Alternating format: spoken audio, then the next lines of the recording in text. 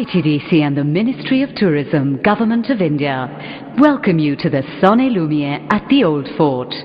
Ishq-e Dilli is the story of the historic events of Delhi to this day. Please switch off your mobile phones. Commercial photography is prohibited here. Ladies and gentlemen, for your pleasure, may we present Ishq-e Dilli.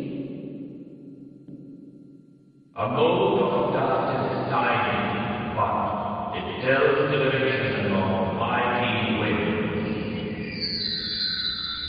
It is my destiny and my nature to flow with the eternal winds of time. I have seen its myriad faces in the journey of my life. Cities born of my womb lie buried in my heart. The hearty city of Delhi, an endless tale of uprooting and resurrection with its phoenix-like character. One came to plunder, another to settle down, but each one found an abode here. Delhi embraced them with open arms. History is a witness to these glorious love affairs, and the proof lies in the 10 cities whose stories were erased, and yet the saga continues. This is the essence of this love, the very fragrance of the universe. Present in the 7th city of time, the story I regale is the story of grace and music, politics and love, of kingdoms and saints. Lovers of different hues appeared. The beloved remained Delhi.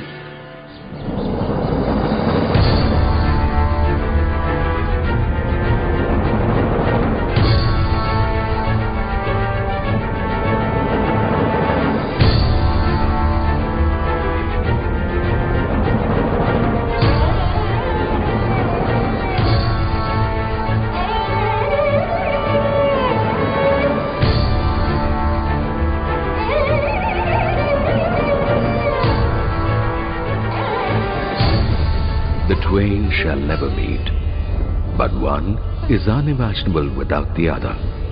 Where there is earth, it will be engulfed by the sky.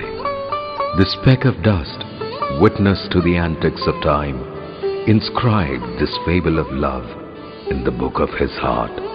And I, steady, stable, watched its next turn. 24 yards, 8 digits atop. Is seated the Sultan. Don't miss him, Chauhan. Prithvi Raj Chauhan. The very first chapter opens on the name of this renowned warrior prince. After travelling through Rajasthan, Gujarat and eastern Punjab, when this Rajput prince from Ajmer placed his eyes on Delhi, he could not resist its manifold charms and made it his capital. What remains of this Rajput's glorious reign today is the fortress of Kila Rai Pithora near Ladosarai. Prithvi Raj Chauhan's bravery was renowned in the land. He was famous as the one whose arrows pierced words. To save Delhi from getting vanquished, he fought twice with the Turk Muhammad Ghori. The battlefield of Tarayan turned red with pools of blood.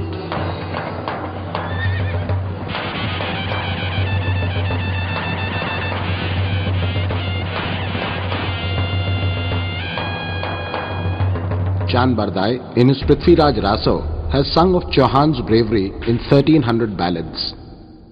It is said that Ghori made Chauhan captive and blinded him. Chauhan, not to be outdone, used his word-piercing arrow to take Ghori's life. It is the fervour and imagination of Chand Bardai that weaves this tale, for I do know that Prithvi Raj fell in the bloody battle of Tarayan. The year was 1191 AD. Although Muhammad Ghori was able to conquer Delhi, he could not remain here. War in Iran was constantly under attack, and he had to hand over the reins of Delhi to his slave Qutubuddin Aibak and return to his own land. In a bizarre turn of events, Ghori died untimely, and his slave Qutubuddin Aibak happened to be the first Sultan of Delhi.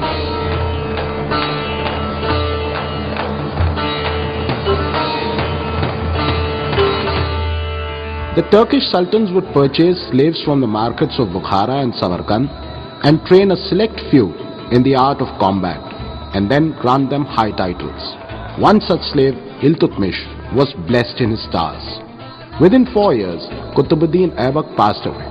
Qutbuddin had married off his daughter with a slave of his.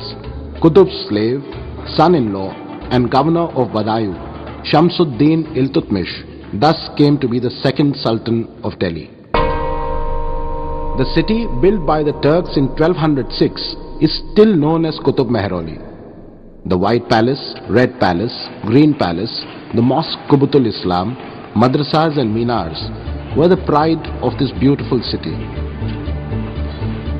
Indian masons and artisans embraced new artistic inputs and merged them effortlessly with traditional forms.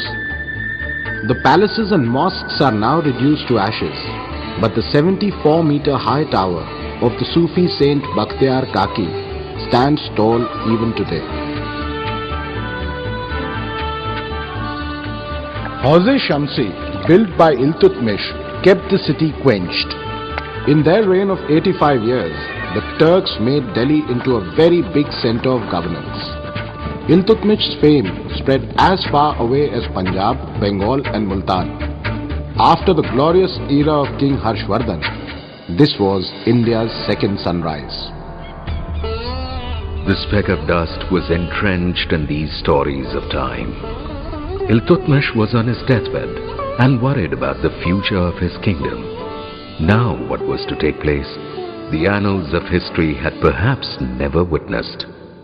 My sons are debauched, lost in youthful avarice, and not even one is fit to ascend the throne.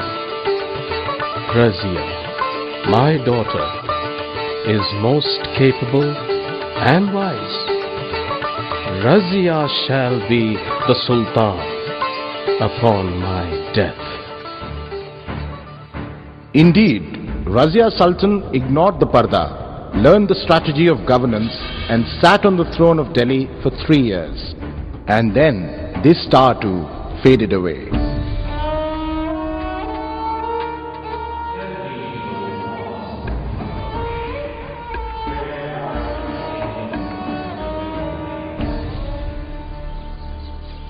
The Hauz-e Shamsi of Iltutmish kept Qutb Mehroli well watered. But getting the hot stones of Aravali to produce water was a futile task. The increasing population in the 13th century then settled on the western banks of Yamuna, and thus came about Kaikobad's Kilokri. Today's Jangpura extension is the Kilokri of erstwhile times. The ravages of time have of course left no trace of its existence. My memoirs were so inscribed by Ziauddin Barni on the pages of Tarikh-e-Feroz Shahi.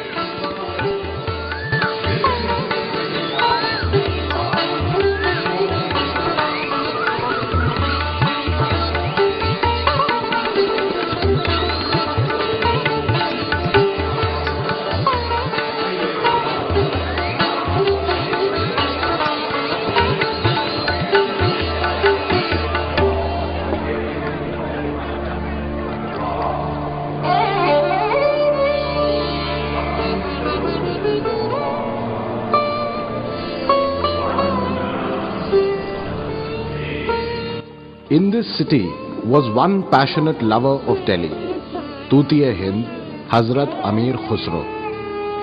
If his poems spoke of the sultans, they also spoke of his undying love for Delhi.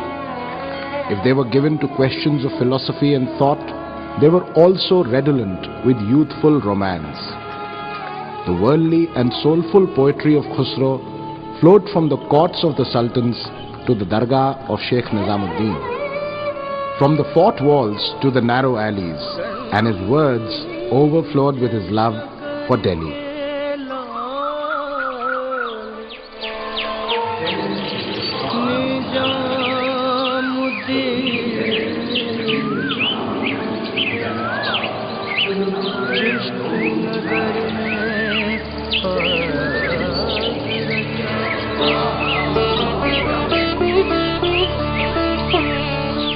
Khusro spoke of his love in 5 languages: Persian, Khadi Boli, Braj, Avdhi and Punjabi Multani. A court poet with 5 sultans, the poetry of Khusro was born of the land which is a melting pot of 2 major cultures. It owes its existence neither to Hindui nor Persian, Braj or Avdhi, but is resonant of his own unique style. Born in Etah in the Doab, Khusro arrived in Delhi at the tender age of 8 years and now lies buried in her arms. However, he shall live in my heart till the end of time. I sometimes hear the winds hum the song of his love.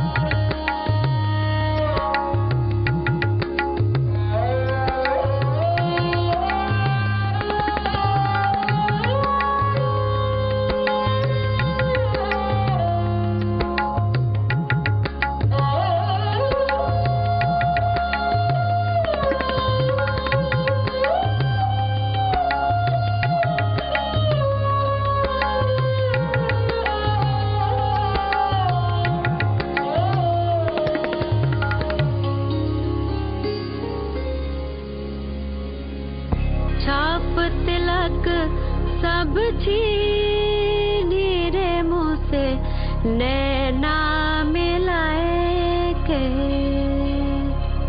छाप तिलक सब छीनी रे मुँह से नैना मिलाए के। प्रेम बटिका मधुआ पिलाए के। प्रेम बटिका मधुआ पिलाए के। मतवारी कर दे रे मुँह से नैना मिलाए के।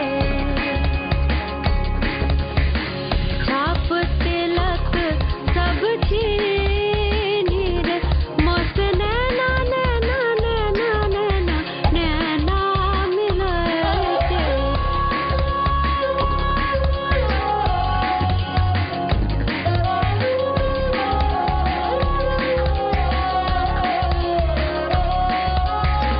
खुसरो निजाम पे बलि बलि गए।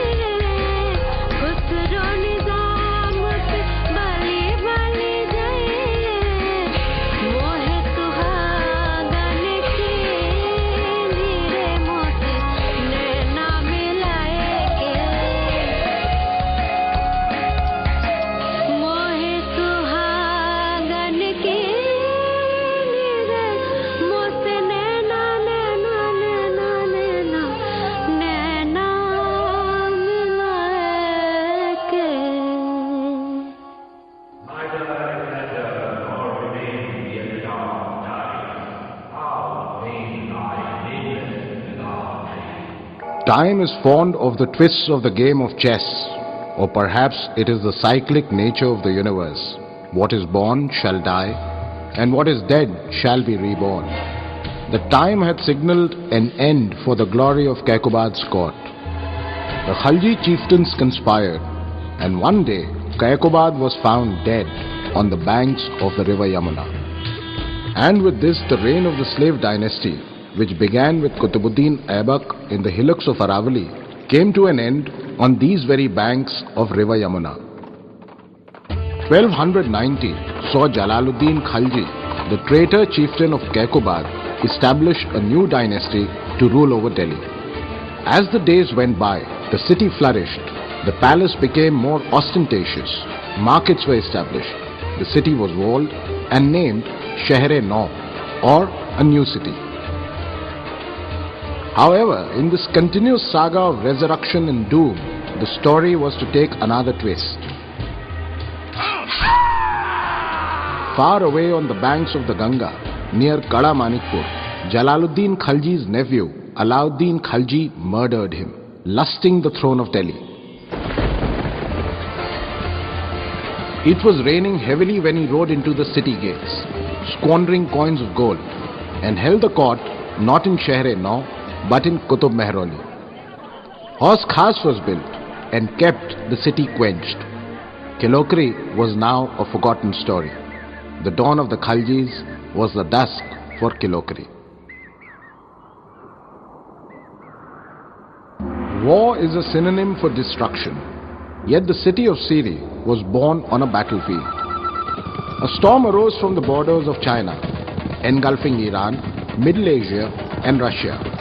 This was a tribe which under the aegis of Genghis Khan had laid claim on much of the territories of the old world.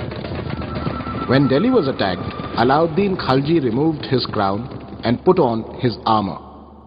He handed the keys of the harem and treasury to his general and set up a camp in the far-away flat grounds of Siri. An intense battle ensued and Alauddin Khalji emerged victorious.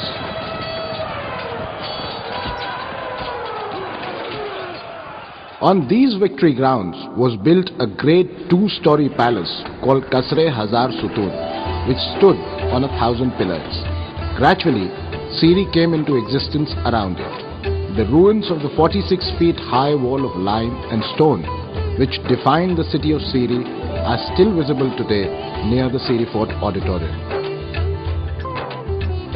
Alauddin Khalji was not a fundamentalist and eluded the clutches of the priests. History may call him a tyrant, yet Sufi Sheikh Nasruddin Charag says that he had his own independent view.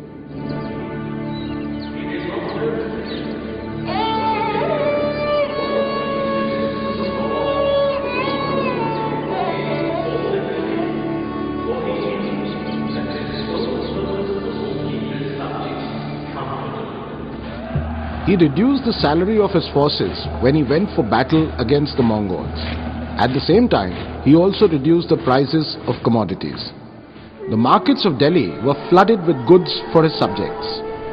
After his death, the people of Delhi blessed him in their prayers and tied pious threads to his grave. This is now turned into a conviction that has been fostered by time and exists till date. It is a sign of Delhi's love that turned a tyrant into a saint in his death.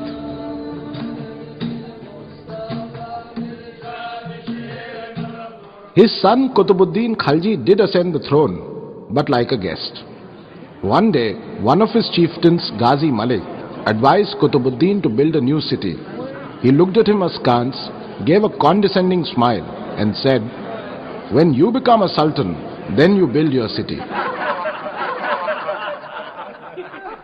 I do not know if it was a satire or time had prophesied through Khalji's words. Shortly, Khalji's slave Khusro Khan killed him. And the same Ghazi Malik took the identity of Ghiyasuddin Tughlaq and ascended the throne. The city of Tughlaqabad arose in this ocean of cities like a perishable bubble and soon disappeared. Admittedly, at this time, there were two rulers of Delhi. One who ruled over the land and the other who ruled the hearts. Mehboob-e-Ilahi, Sultan-ul-Mashriq, Dastagir-e-Do-Jahan, the Sufi Sheikh Nizamuddin Aulia. Ghiyasuddin Tughlaq began constructing his dream city of Tughlaqabad in an area of 6.5 miles, while far away from the city, Nizamuddin Aulia began to build a humble inn for the travelers. In order to build the city, Tughlaq ordered the removal of labor from working at the rest house. The labor, filled with love and respect for Aulia, decided to work for him at night. In retaliation, Tughlaq stopped the supply of oil for lighting the lamps. Prayers have power.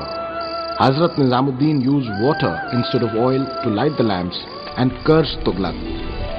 Except for jackals and nomads, no one will ever stay in this city built by you.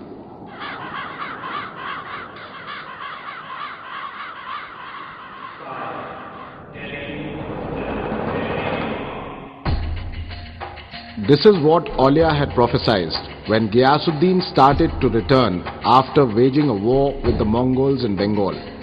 He found that Delhi was indeed far away.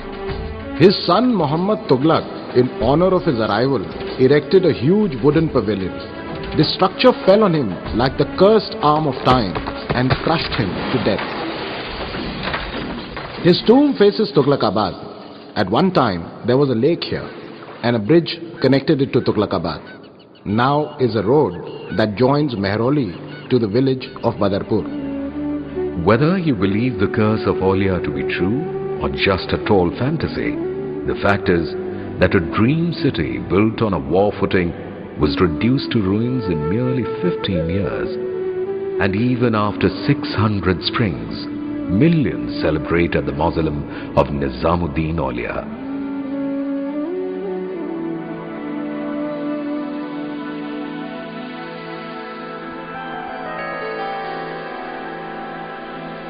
मोरे ख्वाजा जी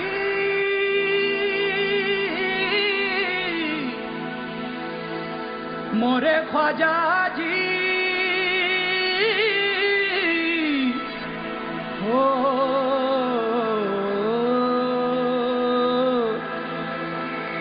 निजामुद्दीन औलिया हो निजामुद्दीन औलिया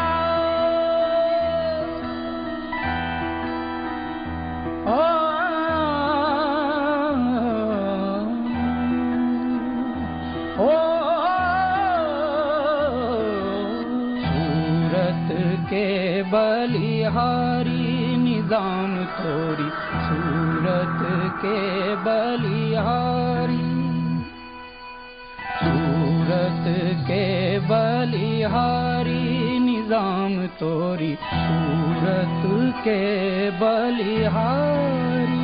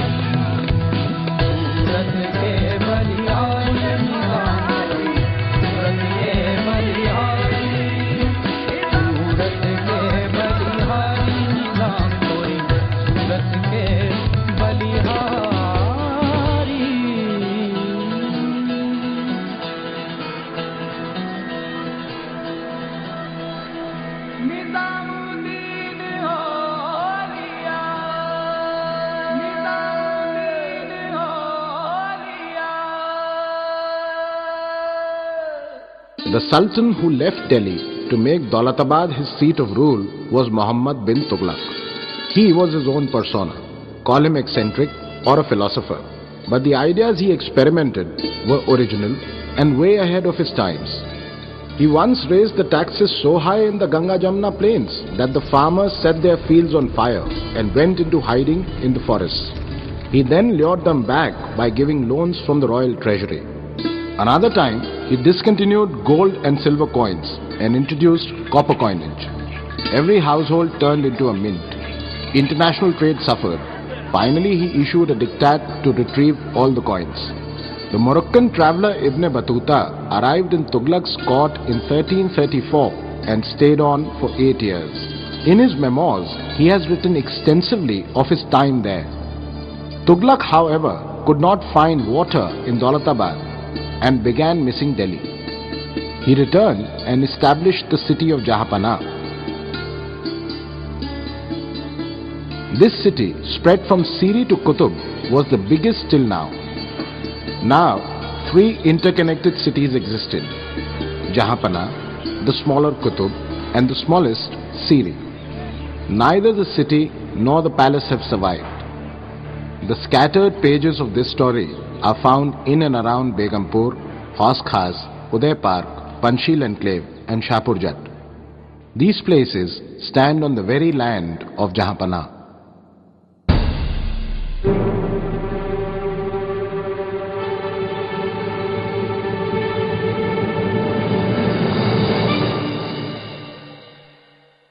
Every fan of cricket knows of the Firoz Shah Kotla grounds. The 6th city of time in which it is located was Firozabad, and the king who built it was Firoz Shah Tughlaq, the son of Muhammad Tughlaq's cousin Rajab and his Rajput wife from Dipalpur. He was so fond of architectural design and construction that he is often compared with Augustus Caesar. Far from the hills of Aravali, on the banks of the river Yamuna, a huge city was built. 18 villages formed the basis of this city. It had 30 palaces, 200 rest houses, 4 hospitals, 10 hammams, 150 wells, and 1200 gardens. This city spread itself over 5 miles from Kotla to Shikar Mahal. Shikar Mahal was where Hindu Rao Hospital stands today.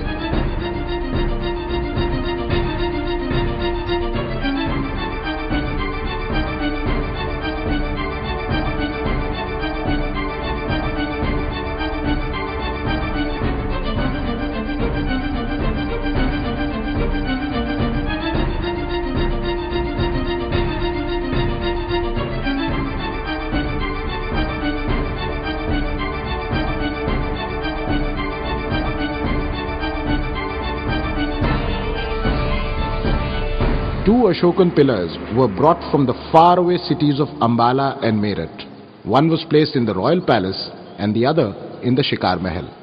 Public libraries, observatories for the study of stars, and the sundial for telling the time were erected.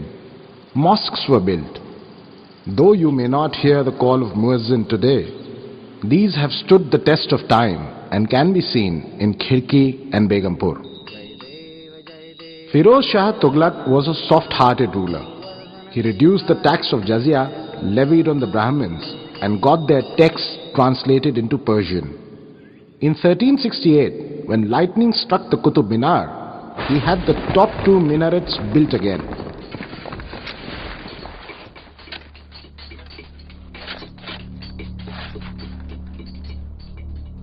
How very beautiful this city is. The pride of Delhi beneath the 7 magnificent skies. Ill-fated again, however, for it too will be destroyed.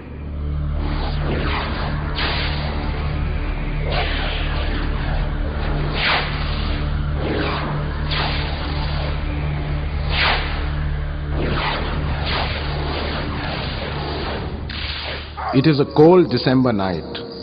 The only thing that warms it is the fresh blood flowing on the streets. For 3 days and 3 nights, I witnessed Delhi's bloodbath.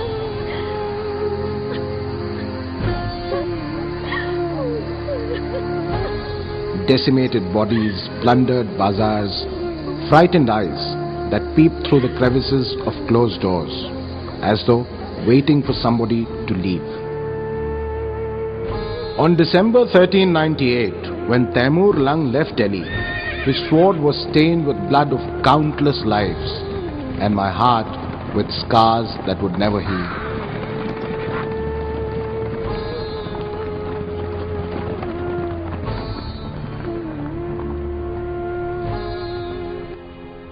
Taimur rose like a storm from the mountains of Hindu Kush and attacked Delhi. The excuse was that the Delhi Sultanate was too soft-hearted towards their Hindu subjects, but the real intent was plunder. The flat grounds on which he set camp was what is now the Safdarjung Airport, and where the battle ensued, the people flying on that Aurobindo Marg cannot begin to imagine the gruesome scenes that I witnessed. Nasiruddin Mahmud Tughlaq used his soldiers, horses and elephants to combat Taimur. Elephants' tusks were laced with poison. In turn, Taimur placed haystacks on the backs of his camels and set them on fire. The scared camels ran towards the elephants, and the elephants ran amok onto their own army. In the midst of this chaos, Taimur proclaimed victory. Then followed the killings. Delhi was uprooted, and with it was uprooted the rule and dynasty of the Tughlaqs.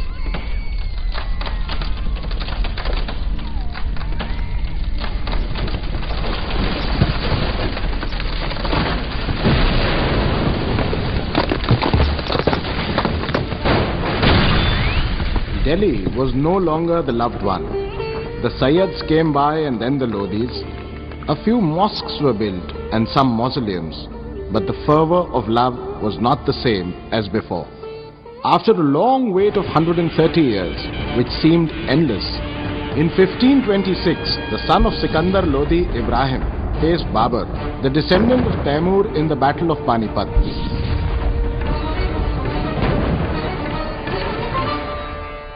Bullets flew and cannons roared to usher in the reign of the Mughals. Evening of 24th January 1556, as he was about to sit for his prayers, hearing the muezzin, his foot entangled in his costume, and he fell down the circular staircase of the Sher Mandal. Perhaps in the call of that muezzin was the final call of the Almighty. He died on 26 January 1556.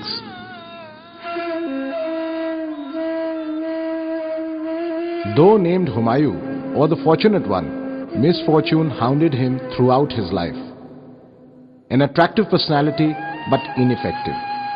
Won over Gujarat, Malwa and Bengal, but remained an opium addict. Remained a refugee for most of his life and dealt with many blows. This was the final one. This old fort where you are seated now is neither Deepana nor Shergarh. It is a united adoration of these two lovers of Delhi.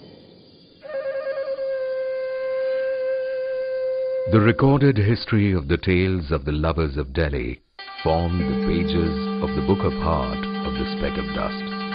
However, even before Delhi, Deenpana or Shergarh, there was always this pious land on the banks of the river Yamuna.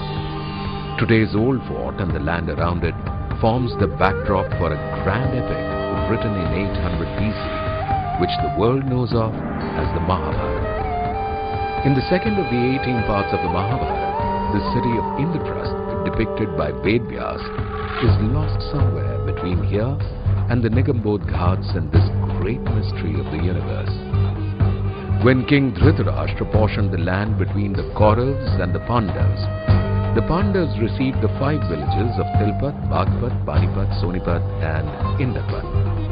The Pandavas, on the advice of Sri Krishna, decided to clear the forests of Indrapat or Indraprastha and make it their capital.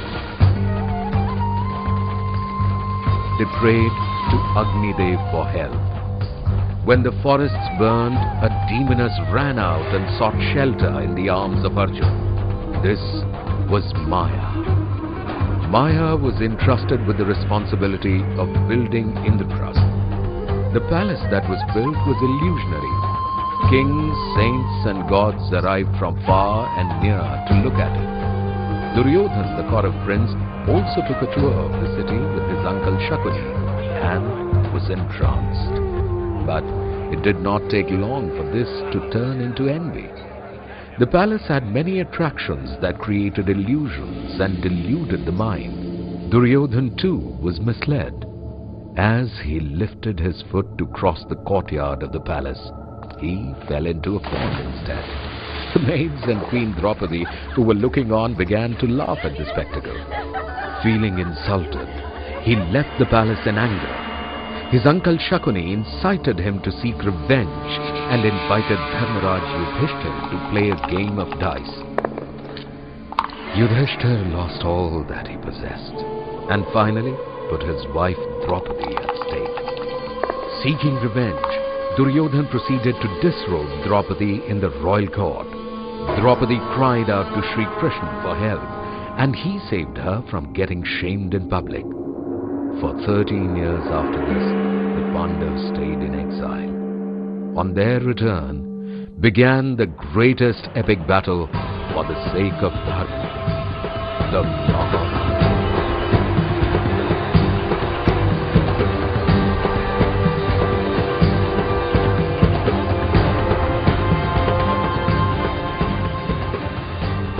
The battlefield of Mahabharat, Kurukshetra, is 200 miles from Delhi, and Speck of Dust is eager to narrate further. After the death of Humayun, his son Jalaluddin Muhammad Akbar made Agra his capital. During his reign, the Mughal Empire received a fresh impetus and scaled new heights of prosperity. He got the Mahabharata translated into the Persian, calling it the Razamnama. In 1643, son of Jahangir and grandson of Akbar, Shah Jahan built in the memory of his wife, Mumtaz Mahal, a mausoleum which is the seventh wonder of the world. Sculpted in white marble, a teardrop on the cheek of time, the Taj Mahal. When Shah Jahan fell in love for the second time, it was with Delhi. He built a colourful city from the Red Fort to the Fatehpuri Mosque and named it Shah Jahanabad. If there be a heaven on this earth, it is here, it is here, it is here. In the Red Fort, inscribed in liquid gold on the white marble of the Diwan-e-Khas are the words, "If there is paradise anywhere on earth, it is here, it is here, it is here." In the Naubat Khana, musicians play the rags which denote the hour of the day. The throne of the Badshah in the Diwan-e-Am is embellished with pearls and precious stones worth 86 million rupees. Two bejeweled peacocks, grasping rubies from Badkhasha in their beaks, spread their golden wings to form an umbrella atop the throne. The Red Fort, complete with its Rang Mahal, Mumtaz Mahal, Hammams, Tasbih Khana and Hayat Bakhsh Bagh, took 10 long years to be built. Thy mercy is a great leveler, O Lord. All and sundry bow their heads in prayer. The mosque with 3 domes, 3 umbrellas and 2 towers, built by 5,000 masons and sculptors, working night and day for 6 years, was the Jama Masjid.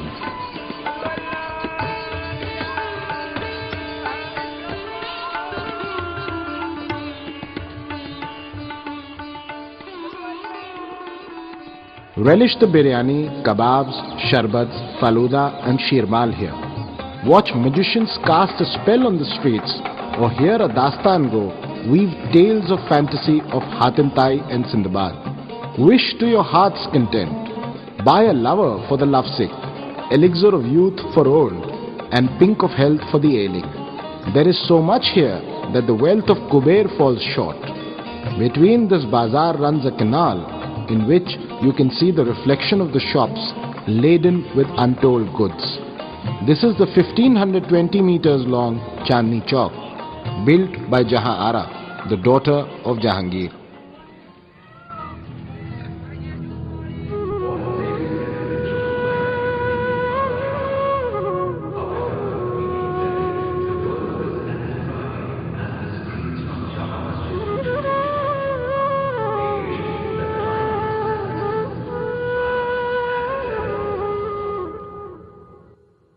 Many sultans came and many went after Aurangzeb. The numbers increased, but the power reduced. Meanwhile, the attacks on Delhi kept on rising.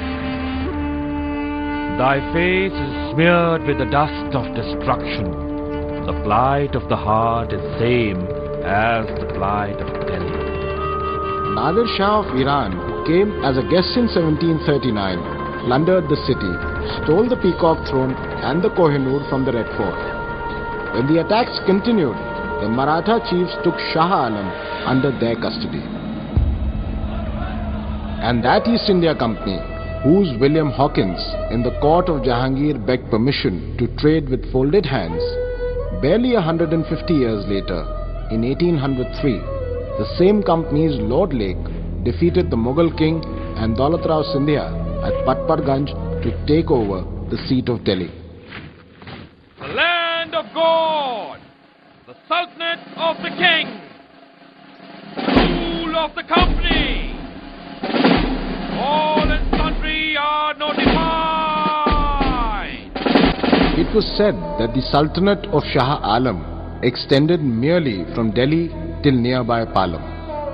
And by the time the last Mughal king Bahadur Shah Zafar ascended the throne, Delhi Sultanate was limited to the confines of the four walls of the Red Fort. If the beauty of thy world had to be tainted every day, Zafar, weren't it better to have had no creation? Zafar, a king by birth, was a poet in his heart. Urdu, the language of the elite, sophisticated, connoisseurs and poets, was born on the steps of the Jama Masjid and raised in Shahjahanabad. Poets like Mir Taqi Mir, Daag, Zauq, Momin and Ghalib passionately patronized this language of love and finesse. In spite of the swords of the Marathas or the cannons of the British, the Red Fort was alive with its mushairas. The last of the Delhi's mushairas was held in the court of Zafar.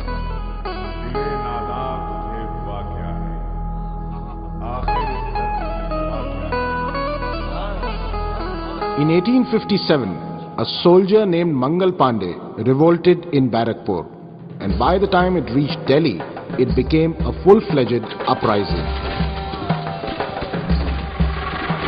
The soldiers in Meerut refused to bite on the cartridges greased with cow fat. The 85 soldiers who were sentenced to death were rescued by burning down the prisons.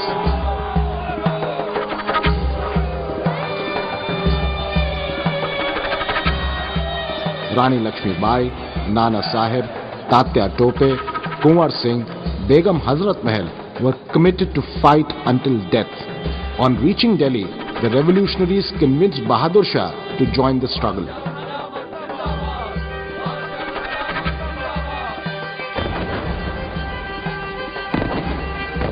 On his orders, cannoneer Bakat Khan upturned the cannons. It took the British army 5 days to reach the Red Fort from the Kashmiri Gate. Bahadur Shah took refuge in Humayun's tomb. The British resident imprisoned him a day later.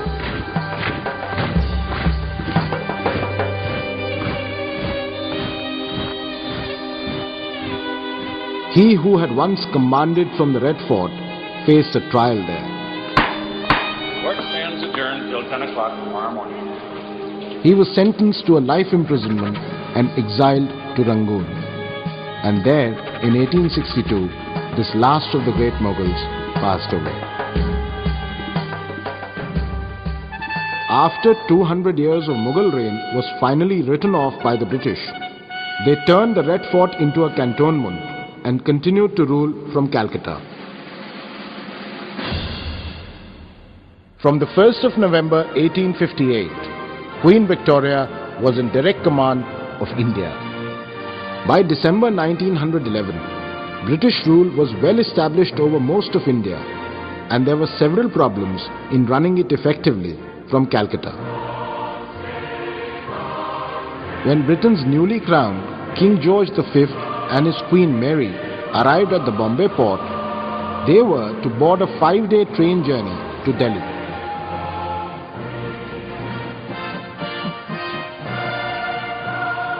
On 12th December 1911, the Delhi Darbar was held near the Kingsway camp in today's Santnagar. In the presence of the Viceroy and Lady Harding, a 5-mile-long parade reached the camp via Red Fort. A mini rail ran up to the gates of the camp. Bugles played and a 101 cannon salute was shot.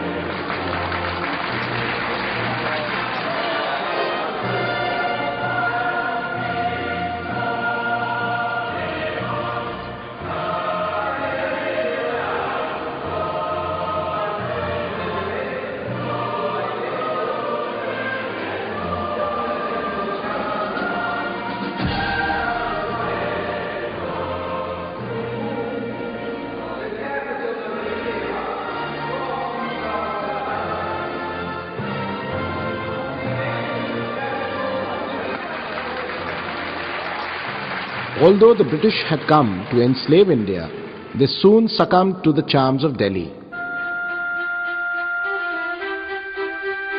It was now their turn to make a new city, the 10th and the last, New Delhi. In 1912-1913, the duo entrusted with this task was Edward Lutyens and Herbert Baker.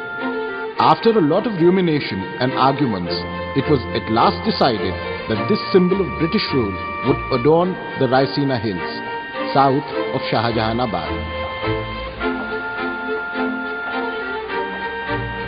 A mix of Western and Eastern cultures with balconies, umbrellas, domes, stupas and Grecian pillars. The Viceroy's palace in the center, the administrative offices on the sides. If a straight line were to be drawn from the old fort, it would cut through India Gate and end at the Viceroy's palace.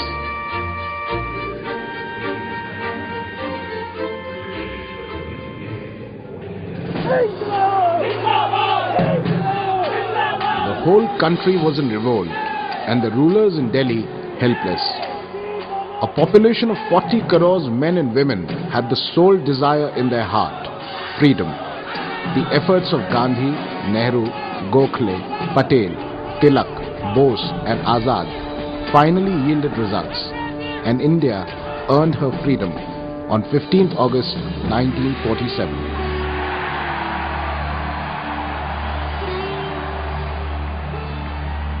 Long years ago, we made a tryst with destiny, and now the time comes when we shall redeem our pledge, not wholly or in full measure, but very substantially.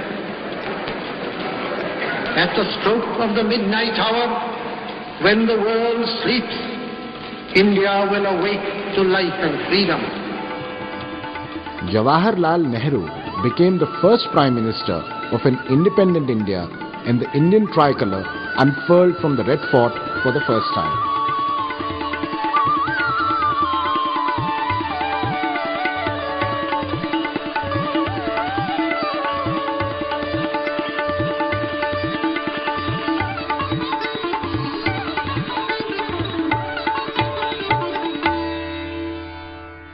History too has been a witness to this truth. Moments had erred and centuries are paying the price. To unfurl the Indian flag at the Red Fort, India had to pay a heavy price by losing its two arms of Bengal and Punjab. The Radcliffe Commission drew a few lines on the map and the country was divided.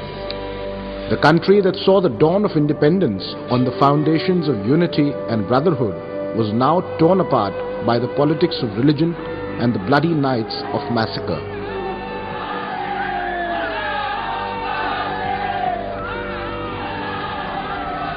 the history of the world had never been a witness to so many homeless people. Refugee camps mushroomed for those who crossed the border into independent India and for those who went across. The old fort, living up to its name of Sheher-e-Deepanaah, gave shelter to 60,000 refugees. After balming the wounds of a bleeding Bengal, the messenger of peace, Bapu, arrived in Delhi. He vowed that he would stem the flow of Delhi's hot blood before he left for Punjab.